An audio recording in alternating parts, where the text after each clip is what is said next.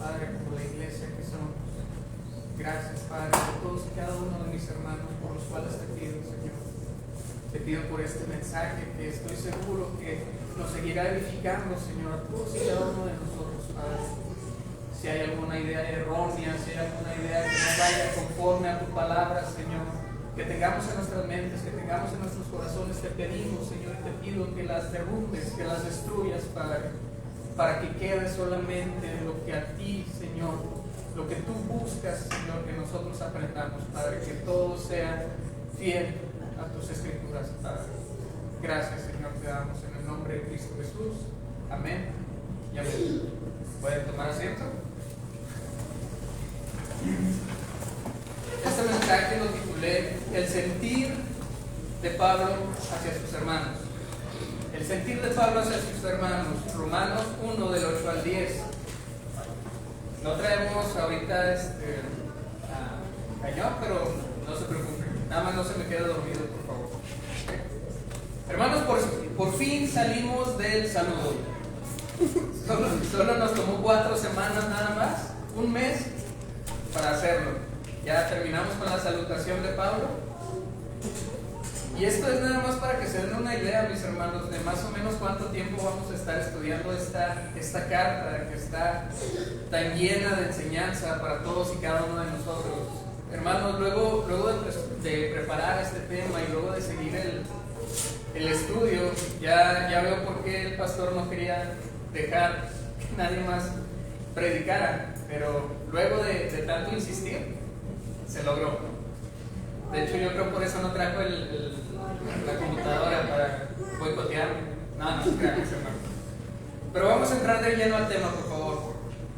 Porque luego de que Pablo se presentara a la iglesia de Roma, los primeros 6 versículos que ya hemos estudiado, luego de haber descrito el evangelio de nuestro Señor Jesucristo a los miembros de la iglesia en Roma, de cómo eran llamados a ser santos, Pablo ahora empieza a mostrarnos uno de los propósitos de la carta en los siguientes versículos.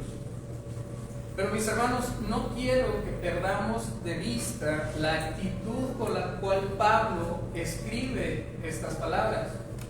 Porque debemos de saber que la actitud en sí, como Pablo habla, el sentir que él tuvo en esos momentos, en sí nos da mucho más contenido edificante. Y no solo eso, sino que nos permite tener una mejor noción del texto en general. El pastor Suken Michelin menciona que si hay algo que es evidente en la vida de Pablo, es su pasión por Cristo, es su pasión por su iglesia. La afirmación anterior, mis hermanos, es algo que podemos ver con claridad a lo largo de las cartas que fueron escritas por el apóstol Pablo. Es algo que se puede percibir con mucha facilidad en cualquiera de estas cartas. Si retrocedemos un poco y vemos el título que aparece antes del versículo 8 que leímos, podemos ver las palabras. ¿Cuáles son las palabras, mis hermanos? El título que está antes del versículo 8. Deseo de Pablo de visitar Roma. Pablo, mis hermanos, deseaba visitar a la iglesia en Roma, a sus hermanos, porque hasta ese entonces no le había sido posible. Pero podemos ver con claridad que ese era el deseo de Pablo, ir a Roma. ¿Por qué es importante recalcar esto? El hecho de que Pablo aún no visitaba Roma, que no había tenido aún la oportunidad de convivir o de conocer a sus hermanos romanos. ¿Por qué es importante? Es sencillo, mis hermanos, porque la gratitud que Pablo muestra a Dios era precisamente por gente que no conocía. Gente de la que solo había oído hablar hasta entonces. Hermanos, ¿quiénes han ido a visitar a algún familiar o algún ser querido que viva fuera de la ciudad? Me imagino que la mayoría. ¿Cómo se sintieron ustedes de poder ir a visitarlos, de poder ir a verlos? Algunos pueden decir que a lo mejor sintieron emoción, algunos otros tal vez felicidad. Otros pudieran decir que se sintieron ansiosos, con ansias de ir, como Pablo lo reconoció en sus mismas palabras. Pero ¿cuál sería el sentir o su sentir, mis hermanos, si se tratara de personas o de ir a visitar a personas que ustedes no conocen, que nunca en su vida han visto? Yo creo que la situación o su sentir no sería el mismo, sería al contrario, sería diferente. ¿Por qué? Porque pues precisamente no se trata de ningún familiar o algún ser querido, pero a Pablo, mis hermanos, a Pablo le emocionaba esto. A Pablo le emocionaba ir a Roma y poder por fin ver a sus hermanos romanos. Vamos a empezar entonces a descargar el pasaje por pasaje, mis hermanos, empezando en Romanos 1:8. Si me ayudan, por favor, Romanos 1:8. Primeramente doy gracias a mi Dios mediante Jesucristo con respecto a todos vosotros, de que vuestra fe se divulga por todo el mundo. Gracias, hermano. Como les mencionaba al inicio, mis hermanos, por ningún motivo podemos perder de vista la actitud y el sentir con el que Pablo expresa todas estas palabras contenidas, y no solo en este pasaje, sino en toda la carta en general. Ya vimos cómo Pablo, antes de ser apartado y nombrado apóstol por Dios, era un perseguidor furtivo de la iglesia. Llevaba a cabo todas y cada una de sus tareas y misiones en contra de la iglesia de una manera apasionada, pudiéramos decir. Pero gracias al poder de Dios y de su evangelio, ahora Pablo estaba tratando de esa misma manera apasionada con la que antes perseguía a la iglesia. Ahora esa pasión la canalizaba para hacerle llegar el evangelio. Él mostraba amor por la iglesia por la que Jesús murió, por la que Cristo entregó su vida. Efesios 5:25, si me ayudan a leerlo, por favor. Efesios capítulo 5, versículo 25. Marido, amar a vuestras mujeres, así como Cristo amó a la iglesia y se entregó a sí mismo por ella. Esa es la clase de amor, mis hermanos. Gracias. Cristo amó a la iglesia y en consecuencia, ¿qué pasó? Se entregó a sí mismo por ella. Es por eso que Pablo, al comenzar el versículo 8, menciona la palabra primeramente. Primeramente, es decir, antes de cualquier otra cosa, Pablo, ¿qué quiere hacer? Le quiere dar gracias a Dios por sus hermanos en Roma. Que aunque de nueva cuenta lo menciono, no conocía en persona, él sabía que había una cosa que tenían en común. ¿Cuál era, mis hermanos? La fe en el Hijo de Dios. Pero mis hermanos, debemos de saber que no es la primera vez que Pablo hace esto, porque en varias de las cartas que él escribió daba gracias a Dios por sus hermanos. Si alguien me ayuda a buscar, por favor, Filipenses capítulo 1 versículo 3. ¿Alguien más? Colosenses capítulo 1 versículo 3 también. Y por último, Primera de Tesalonicenses 1, 2. Filipenses 1, 3, Colosenses 1, 3 y Primera de Tesalonicenses 1, 2. Quien tenga el primer pasaje, por favor, y lo quiera leer. Doy gracias a mi Dios, siempre que me acuerdo de vosotros. Gracias, hermana. Ahora, eso se lo dijo a la iglesia de la ciudad de Filipos. Ahora, Colosenses 1:3.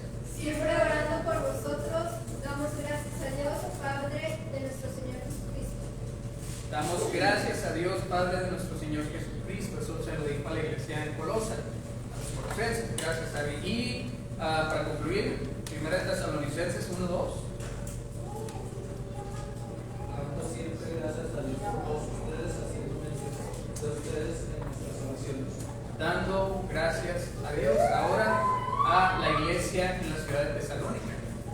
Como podemos ver, esto era algo usual usual que Pablo hacía.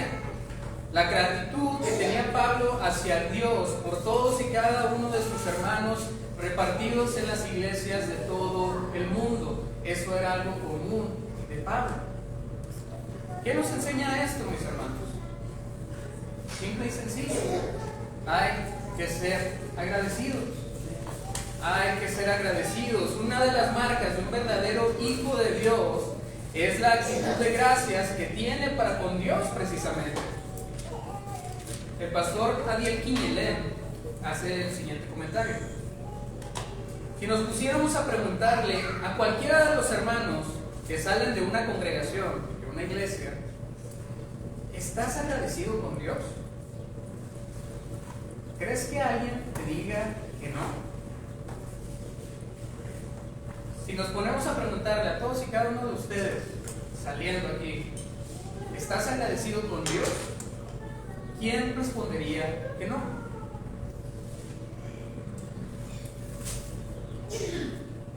Sería difícil que alguien te dijera que no está agradecido con Dios.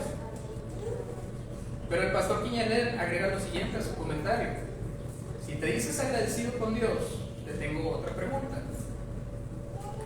¿Esa gratitud se refleja en tu vida? ¿Esa gratitud de la que tú hablas se refleja en tu vida? Ahí cambia el asunto, mis hermanos. Porque como ya hemos mencionado, uno puede decir palabrería y media, pero al final lo que realmente cuenta son las acciones. Son las acciones. ¿En verdad estamos reflejando esa gratitud a Dios en nuestras vidas? Es algo que nos pone a reflexionar a todos y cada uno de nosotros, mis hermanos. Siguiendo en 1 Tesalonicenses, ahora en el versículo 5, capítulo 5, perdón, versículo 18, 1 Tesalonicenses 5, 18. ¿Qué dice, mis hermanos? Dando gracia en todo, porque esta es la voluntad de Dios para con vosotros en Cristo Jesús. Gracias. Hermanos, dad gracias en todo, porque esta es la voluntad de Dios para con nosotros en Cristo Jesús. ¿Cuál es la voluntad de Dios según el texto que acabamos de leer? Está muy claro. Dad gracias en todo, en todo. Y mis hermanos, no podemos negar que Pablo era un hombre profundamente agradecido con Dios. Pero solamente porque él lo menciona en sus cartas, ¿sabemos esto? ¿O podemos decir esto, que Pablo era un hombre agradecido?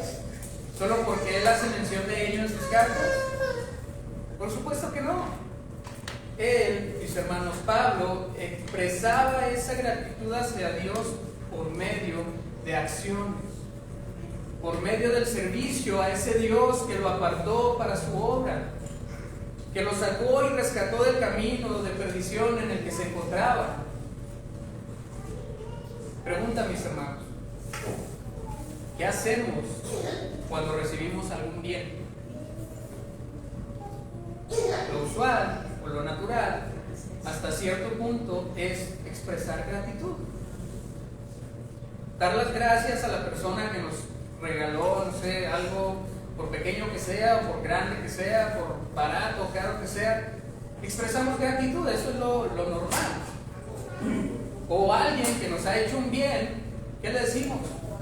Gracias, muchas gracias. Hermanos, ¿qué mayor bien, díganme, qué mayor bien podemos nosotros obtener, además de la salvación que Dios nos da? Por pura y mera gracia. ¿Qué podemos obtener mejor que eso, mis hermanos? Nada. Nada. Ni todas las riquezas de este mundo pueden igualar el hecho de que hemos sido llamados hijos de Dios. Porque ¿de qué le sirve al hombre ganar todo el mundo?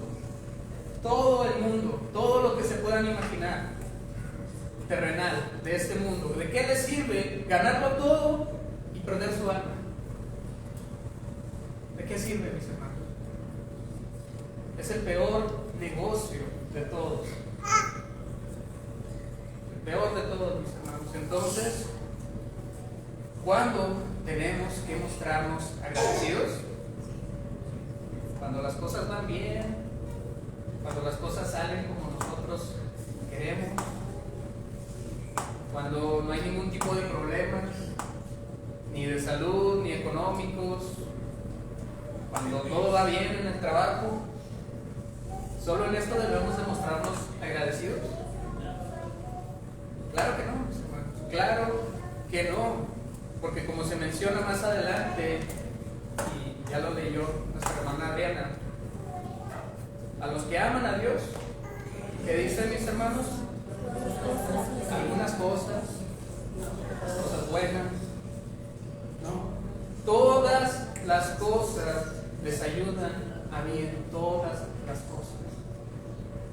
Es muy fácil darle gracias a Dios cuando todo va bien. Esa es la tendencia que tenemos los seres humanos en general. Pero lo que realmente importa es ser agradecido ante cualquier situación que se nos pueda llegar a presentar, porque aún en medio de una situación difícil, Dios está con nosotros, con sus hijos. La gratitud bíblica, entonces, el verdadero agradecimiento no está condicionado por las circunstancias cotidianas de la vida. No lo está. Está condicionado solamente por lo que Dios es, por lo que Él ya ha hecho en nuestras vidas. Siguiendo adelante en el pasaje de Romanos 1:8, ¿a quién le da gracias Pablo? Si se fijan, Pablo no menciona que le da gracias al Dios de Jacob, al Dios de Abraham. No dice que le da gracias al Dios de Israel tampoco. No, Pablo dice claramente: doy gracias a mi Dios. Mi Dios. Ya no al Dios lejano cuando era fariseo y perseguidor de la iglesia. ¿Por qué es importante? ¿Por qué es importante esto, mis hermanos? Porque esto refleja la relación personal que Pablo tenía con Dios. Pablo sentía que Dios estaba con él y él, Pablo, le servía de todo corazón. Esto nos deja claro, mis hermanos, que Dios debe ser parte fundamental de nuestra vida como cristianos. Debemos entender que Dios no es el Dios de un pueblo, no es el Dios de una religión, no. Dios es tu Dios, Dios es mi Dios, es el Dios nuestro. Acompáñenme a 2 Corintios 6:16. Segunda carta a los Corintios, capítulo 6, versículo 16, dice lo siguiente: ¿y qué acuerdo, una pregunta, ¿y qué acuerdo hay entre el templo de Dios y los ídolos? Porque vosotros sois el templo del Dios viviente. Como Dios dijo: habitaré y andaré entre ellos, y seré su Dios, y ellos serán mi pueblo. Seré su Dios, y nosotros seremos su pueblo. Él es nuestro Padre. Nosotros somos sus hijos, mis hermanos. Él nos ha comprado por precio de sangre. Somos de Él. Él es nuestro Dios. El Dios con el que tenemos comunión, el Dios cuyo rostro tenemos que buscar día con día. El Dios que adoramos, ese es nuestro Dios. No que nos pertenezca. Dios no le pertenece a nadie. No es ese sentido de pertenencia o que tengamos autoridad sobre Él. Obviamente no. Sino que es parte fundamental de todos y cada uno de nosotros. A eso se refería Pablo con mi Dios. Pero Pablo no concluye aquí. Porque como vemos en el versículo 8, él gracias a su Dios. ¿Por quién?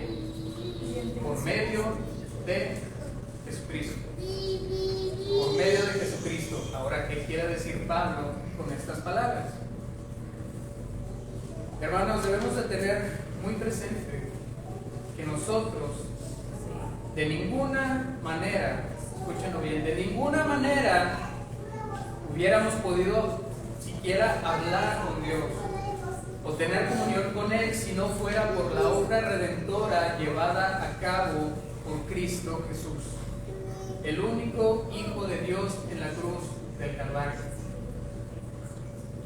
Hermanos, si no hubiera sido por Jesús, si no hubiera sido por su vida, por su muerte, por su sangre derramada en la cruz, si no hubiera sido por su resurrección, tú y yo estaríamos perdidos. Estaríamos imposibilitados de siquiera poder dirigirnos a Dios como lo hacemos cotidianamente. Eso es verdad.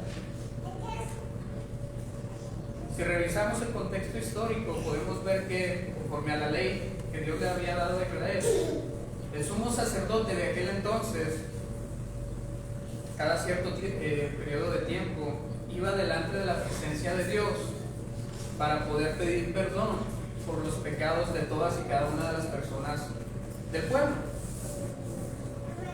de Israel. ¿Cómo lo hacía? Ofreciendo un sacrificio de sangre para poder expiar todos esos pecados. ¿Cuál es el problema con eso? Que solo Él podía llevar a cabo esa actividad, el sumo sacerdote, como ya lo hemos aprendido anteriormente. Por mientras, ¿qué era lo que hacía todo el pueblo?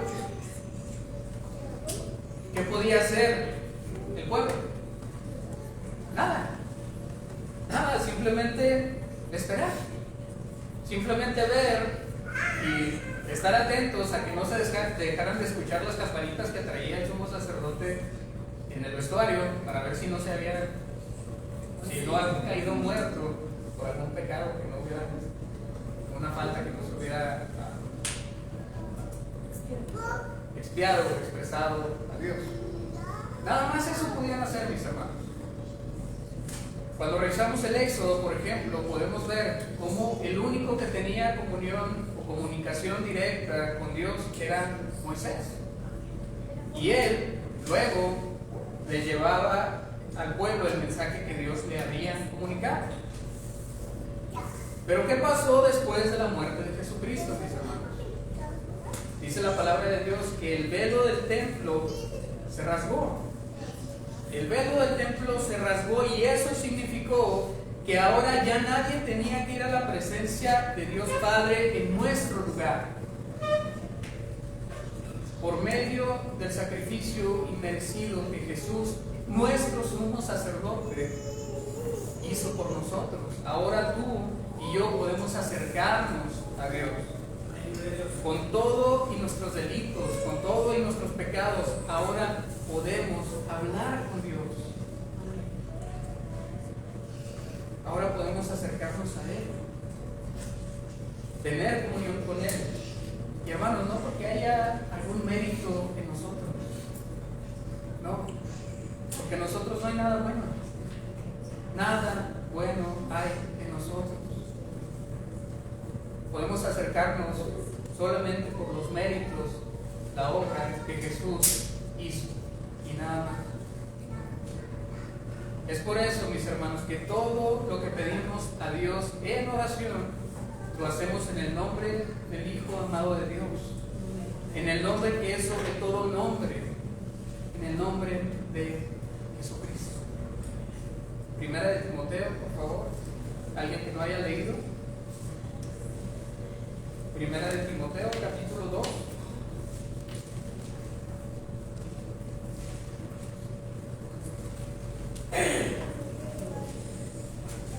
Versículo 5. Porque hay un solo Dios y un solo mediador entre Dios y los hombres, Jesucristo hombre. Gracias. Porque hay un solo Dios y un solo mediador entre Dios y los hombres. Hermanos, Escrituras está claro que solo hay un Dios. Y existe también solamente un solo mediador. No hay dos mediadores, no hay tres mediadores. Buda no es mediador, Mahoma no es mediador, María no es mediadora. Nadie más hay que haya entre los hombres y Dios que Jesucristo. Jesucristo, hombre. Ahora, esto no quiere decir, mis hermanos, que lo que pidamos en el nombre de Jesucristo se nos vaya a cumplir. No quiere decir que todo lo que pidamos en el nombre de Jesús nos va a ser concedido. Dios no lo va a conceder. No son palabras mágicas ni mucho menos, mis hermanos. Esto lo tenemos que hacer porque en nosotros debe de haber una actitud de agradecimiento, como lo veíamos ahorita. De sabernos salvos de la ira, de sabernos salvos de la condenación eterna, y solamente por gracia. Solamente por gracia. Que no se nos olvide entonces, mis hermanos, que si ahora podemos dirigirnos a Dios, a nuestro Padre, es solo por Jesús y nadie más. Si hoy estás aquí, es gracias a Dios. Si vemos, nos levantamos y vemos la luz de un nuevo día, de una nueva mañana, es solamente gracias a Dios. Si hoy estás escuchando este mensaje, mi hermano, persona que nos visitas, es gracias a Dios. Te doy un consejo: no desperdicies las oportunidades que Dios te da, porque el día de rendir cuentas a ese Dios va a llegar. Va a llegar, ténganlo por seguro, tarde o temprano todos vamos a dar cuentas a Él. Y más nos vale estar del lado de Dios. Más nos vale, mis hermanos, porque del otro lado está solamente la perdición eterna. Nada más. No hay esperanza para los que están o no están con Dios. Hermano, hay que darle gracias a Dios ante cualquier circunstancia que Él nos quiera poner. Ante cualquier prueba, ante cualquier dificultad, aún en medio del dolor, aún en medio de la angustia, Él está ahí. Él está ahí. Todo lo que pidamos, hagámoslo en el nombre de su Hijo Jesucristo, porque gracias a Él podemos acercarnos al trono de la gracia. ¿Cómo? Confiadamente, como se menciona en Hebreos 4, 16. Perdón, Hebreos 4, 14 y 16, por favor, si me ayudan a leerlo.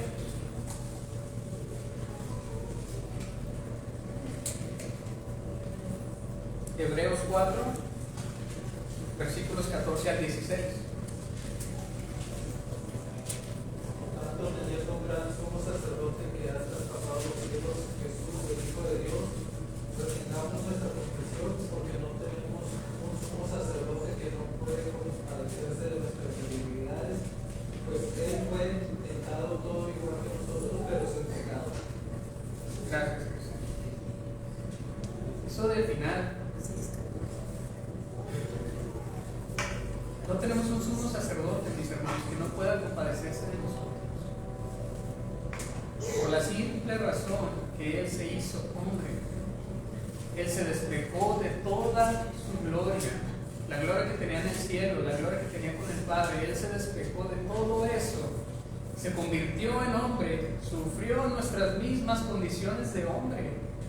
Él tuvo sueño, Él tuvo hambre, Él se cansó, Él dormía, Él comía, hacía todas las actividades que nosotros pensamos como cotidianas. Él las hizo.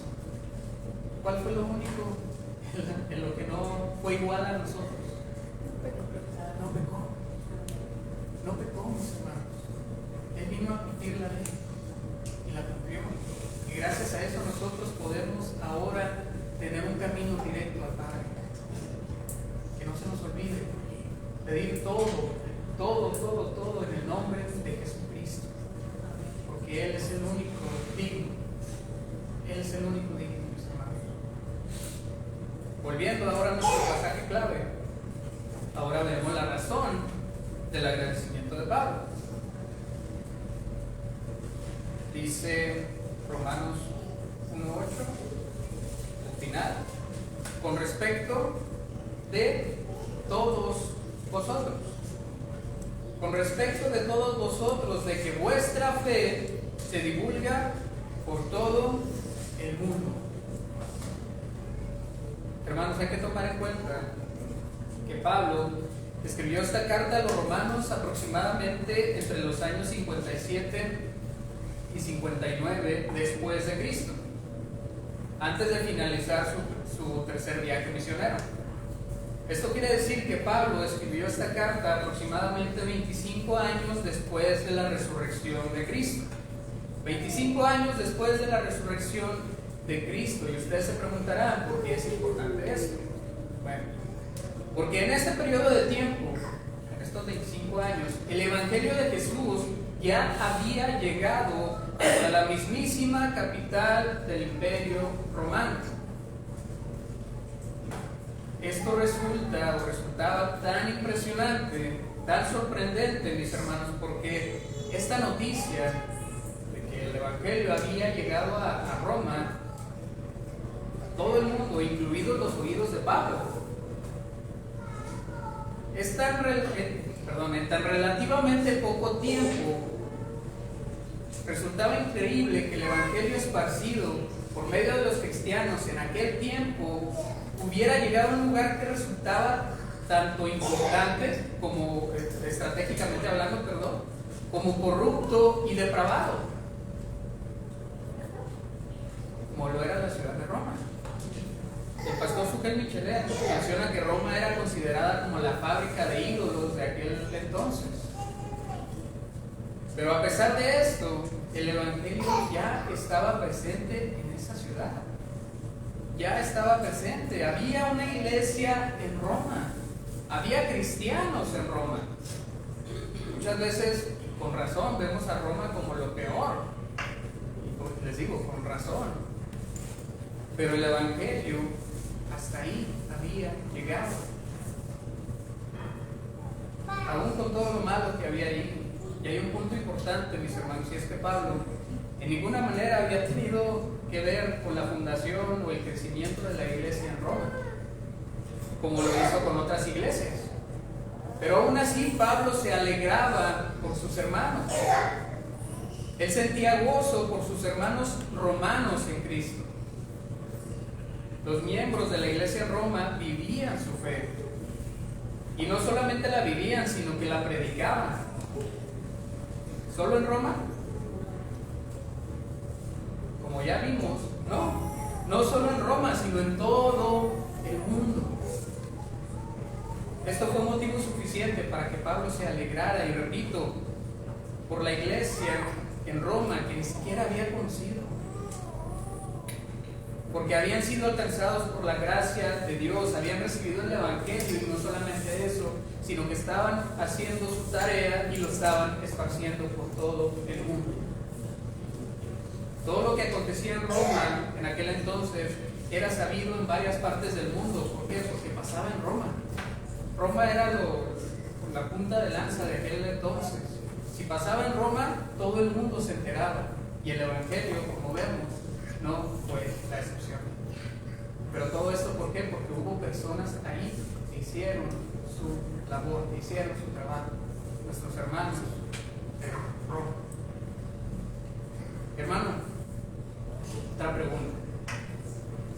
¿No te da alegría cuando te enteras que aún hay iglesias que se ocupan en el Evangelio y se preocupan por anunciarlo de una manera fiel y que agrada a Dios? Yo no sé tú, pero a mí sí. Me llena de alegría ver cómo iglesias como la Iglesia Bíblica del Señor Jesucristo, la Iglesia Bíblica Internacional, la Iglesia Caminando por Fe, la Grace Community Church, iglesias como desde las Escrituras, por mencionar solo algunas, que enseñan el Evangelio de Dios. y lo hacen de una forma pegada a las santas escrituras. Hay que dar gracias a Dios por estas congregaciones, así como Pablo lo hizo con sus hermanos en Roma. Hay que pedirle a Dios que siga guiando, hay que pedirle a Dios que siga dirigiendo a sus líderes en el camino correcto, en el camino trazado por Jesús hacia el Padre. Hermanos, el Evangelio es maravilloso. El Evangelio es maravilloso, es la herramienta que Dios utiliza para cambiar a las personas. Porque como ya hemos aprendido, se requiere, es necesario que haya un cambio radical en nuestra vida para poder ahora buscar a Dios y seguir su camino. Hablando con mi esposa, comentó que en una ocasión, no hace mucho, estaba platicando con su hermana acerca de algún tema. Y mi esposa hizo un comentario a lo que mi cuñada le dijo: ah, caray, eso no lo hubiera dicho la Carla de antes. La respuesta de mi esposa fue la siguiente: pues gracias a Dios que ya no soy esa Carla. Gracias a Dios que no soy esa Carla. Hermanos, los cambios se notan. Se tienen que notar. Que dice la palabra claramente que la fe sin obras, sin evidencia del cambio que Dios por medio de su Espíritu ha hecho en nosotros, es simplemente muerte. ¿Qué quiere decir? No sirve. No sirve de nada. Nuestro pastor a cada rato nos hace comentarios de cómo hemos ido cambiando dentro de esta congregación, cómo hablamos, cómo nos expresamos, que ya no digo tanto ok, cómo nos desenvolvemos en comparación con como estábamos antes, y sin miedo a equivocarme, yo creo que es motivo de gozo para él.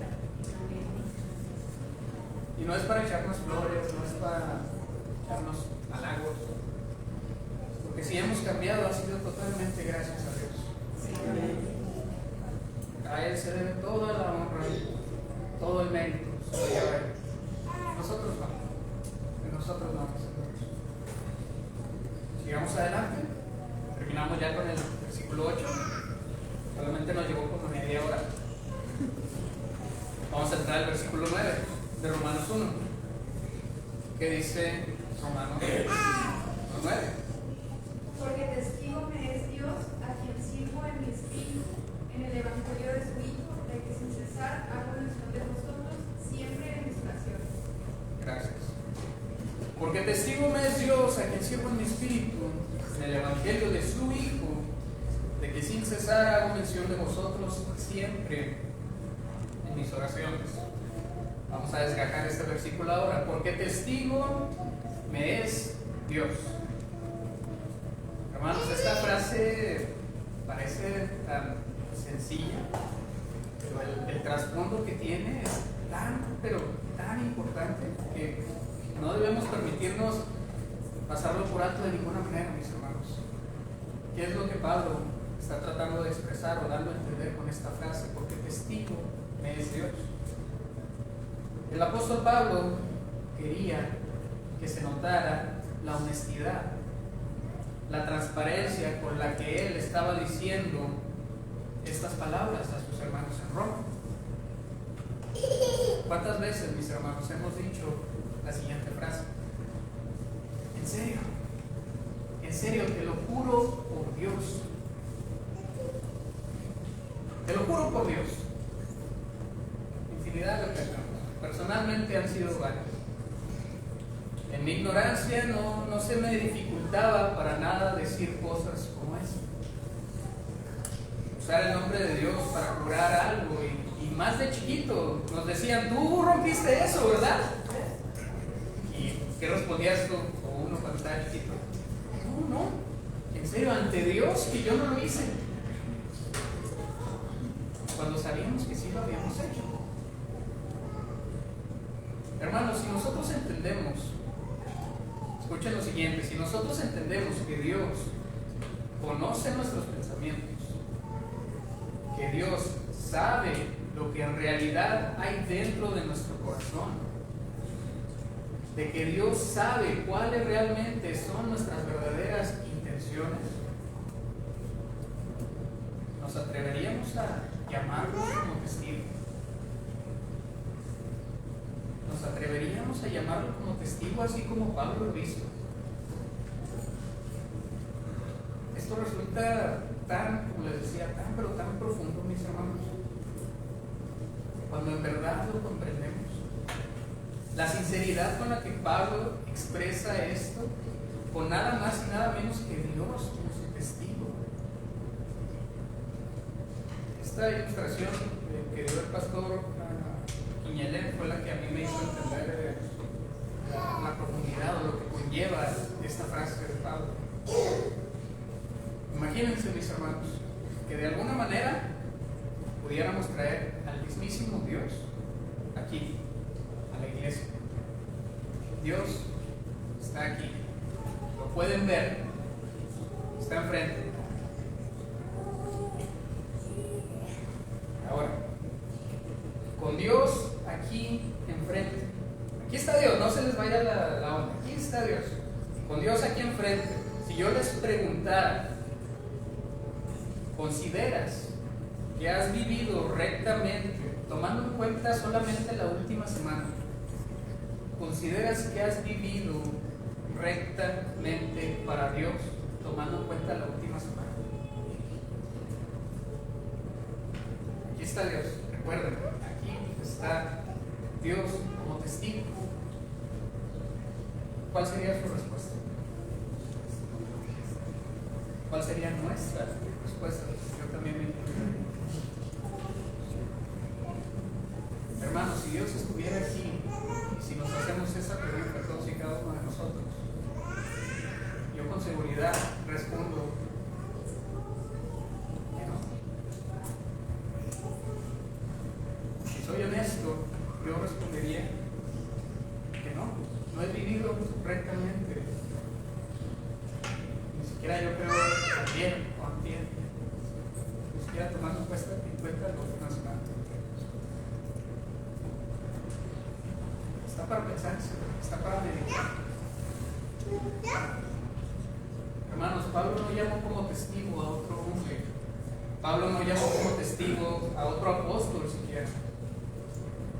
Él llamó como testigo al único que era capaz, que es capaz de entrar en su conciencia y en su corazón para escudriñarlos totalmente. ¿Podrías hacerlo tú también entonces, mis hermanos? ¿Podríamos hacerlo nosotros también? Yo estoy consciente de lo que he hecho, también de lo que no he hecho. Pero esto no debe desanimarnos de ninguna manera. No debe de desalentarnos, al contrario, hay que esforzarnos. Es para esforzarnos, es para ocuparnos en hacer lo que a Dios le agrada. Quiera Dios si algún día nos permite expresar las mismas palabras que Pablo expresó a los romanos o a los filipenses, por ejemplo, en Filipenses 1:8. ¿Me ayudan, por favor? Filipenses, capítulo 1, versículo 8. Dice lo siguiente, Pablo hablando a la iglesia en Filipo: porque Dios me es testigo, otra vez, porque Dios me es testigo de cómo os amo a todos vosotros en el entrañable amor de Jesucristo. Otra vez, mis hermanos, Pablo llama como testigo a Dios. ¿Qué le dice? De cómo os amo a todos y cada uno de nosotros. Pablo llamaba como testigo a Dios porque él sabía lo que había en su corazón. Volvamos al versículo 9 para seguir analizando las palabras de Pablo. Porque luego de mencionar que Dios era su testigo, él prosigue diciendo: a quien sirvo en mi espíritu en el evangelio de su Hijo. Que está muy relacionado con lo que ya vimos esta semana, lo que hemos estado viendo. Pablo se presenta ante los romanos como siervo de Jesucristo. Pablo de nuevo cuenta, se presenta con un corazón servicial, un corazón alegre, un corazón dispuesto a servir a Dios por medio del evangelio, de las buenas nuevas de salvación que lo habían alcanzado a él mismo. La versión de la traducción en lenguaje actual menciona lo siguiente del mismo versículo 9. Dice: yo sirvo a Dios anunciando las buenas noticias acerca de su Hijo, y lo hago de todo corazón. Y lo hago de todo corazón. Hermanos, debemos de ser como Pablo. Debemos de ser como Pablo. No por nada él mismo se tomó el atrevimiento, por así decirlo, de mencionar lo siguiente en 1 Corintios 11:1. Estoy seguro que muchos de nosotros sabemos este versículo. 1 Corintios 11:1. Si me ayuda a leer a alguien que no lo haya hecho, por favor. Sigan ustedes mi ejemplo como yo sigo el ejemplo de Cristo. Gracias, hermano. ¿Esa qué versión es?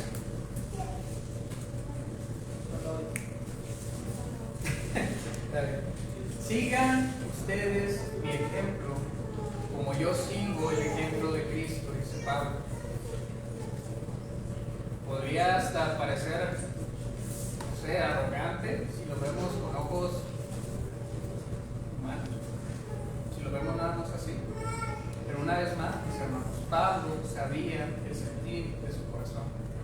Y si él dijo esto, no sé ustedes, yo le creo, que lo dijo inspirado por el Espíritu. Siguiendo adelante, Romanos 1:9, de que sin cesar hago mención de vosotros siempre en mis oraciones. Eso es lo que se lee a continuación del versículo 9. Y me gusta cómo lo traduce la Nueva Traducción Viviente.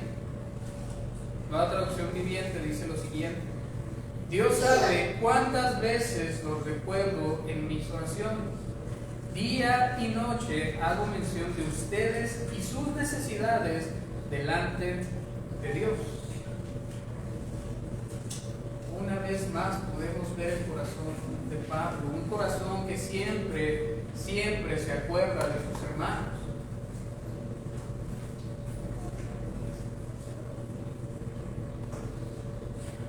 Un corazón que día y noche los tiene siempre presentes en sus corazones, sin importar que no los hubiera visto.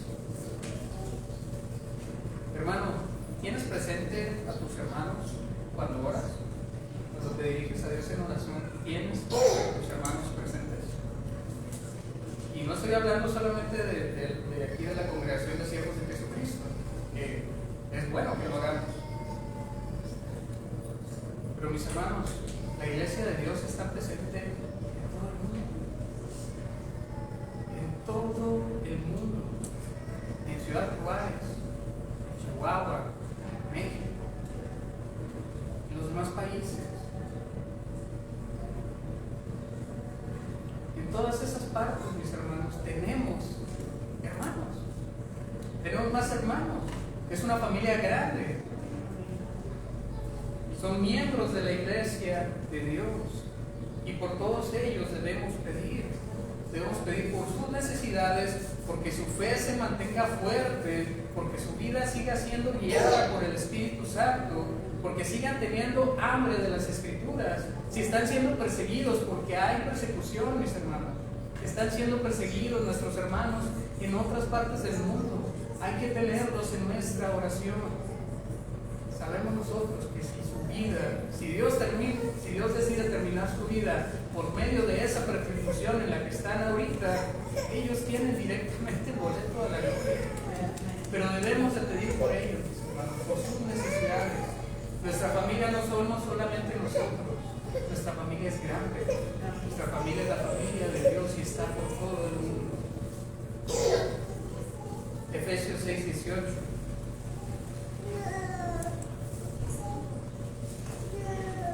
Efesios 6:18 dice lo siguiente: orando en todo tiempo, con toda oración y súplica en el Espíritu, y velando en ello con toda perseverancia y súplica por todos los santos. Por todos los santos. Hermanos, ¿quiénes son? ¿Quiénes somos? Los santos. Si tú eres un apartado de Dios, si Dios te ha apartado para su obra, tú eres un santo. Ténganlo presente, mis hermanos. No lo digo yo, lo dice la Biblia. Toma tiempo entonces, mis hermanos, tómate un tiempo en tus oraciones para orar por tus hermanos en la fe. Porque ten por seguro que ellos te tienen en las suyas. Todos somos parte de un mismo cuerpo, todos somos hijos de un mismo Padre. Todos somos una familia. Y dale gracias a Dios por esto. Dale gracias a Dios que tienes una familia espiritual. Porque si tu familia carnal, tu familia terrenal te falla, tu familia terrenal te abandona o te deja de lado, si eres hijo de Dios, tu familia en la fe te apoya, tu familia en la fe te alienta, tu familia en la fe te corrige si es necesario, tu familia en la fe pondrá tus necesidades antes que las de ellos. Eso es lo maravilloso de ser parte de la familia de Dios, mis hermanos. Que tenemos hermanos que se preocupan por nosotros, que ven por nosotros, que oran por nosotros. Somos la familia de Dios. Para finalizar, mis hermanos, pasemos ahora al versículo 10 de Romanos 1.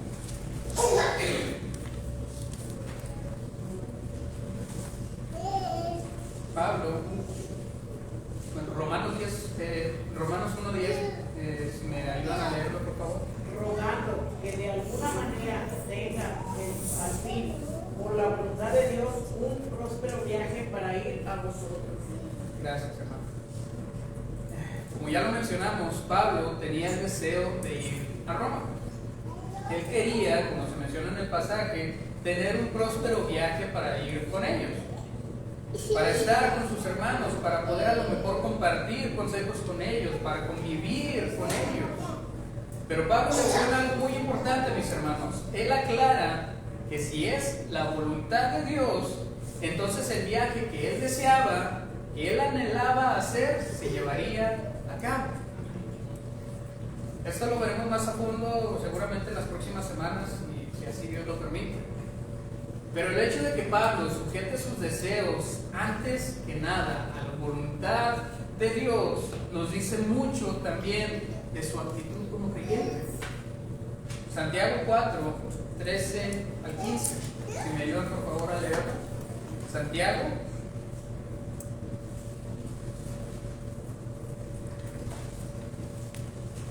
Santiago 4, versículos 13 al 15. Vamos ahora los que decís, hoy y mañana iremos a tal ciudad y estaremos allá un año y traficaremos y ganaremos, cuando no sabéis lo que será mañana. Porque ¿qué es vuestra vida? Ciertamente es neblina que se aparece por un poco de tiempo y luego se desvanece. En lugar de lo cual debería decir, si el Señor quiere, viviremos y haremos esto o aquello.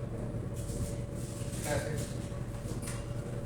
Hermanos que ya son mayores de edad, que ya están elevados de edad, personas que nos nos visita. La Biblia menciona que la vida es como neblina, que aparece por un poco de tiempo y luego se va. ¿Le dirían esto o dirían a las nuevas generaciones que esto es verdad? ¿Cómo se les ha ido la vida? Yo tengo 30 años y el ver la vida pasar ahora por mi hijo, o sea, si a mí se me estaba yendo ya la vida rápido, el verla pasar ahora por mi hijo se me está yendo más rápido. Jóvenes, la vida es una neblina. Es una neblina nada más que aparece por un poco de tiempo y luego se va.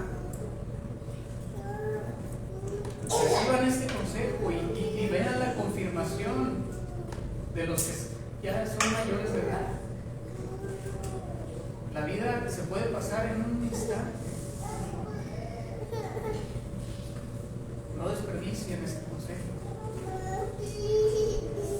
Si el Señor quiere, si el Señor quiere, hermanos, podemos tener muchos deseos de hacer algo o de llevar a cabo algún proyecto, como el deseo que Pablo tenía de ir a Roma.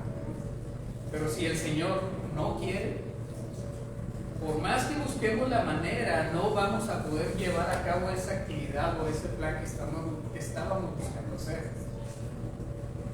Todo lo que hagamos, todo lo que planeemos, todas nuestras ideas siempre tienen que pasar por el filtro de la voluntad de Dios.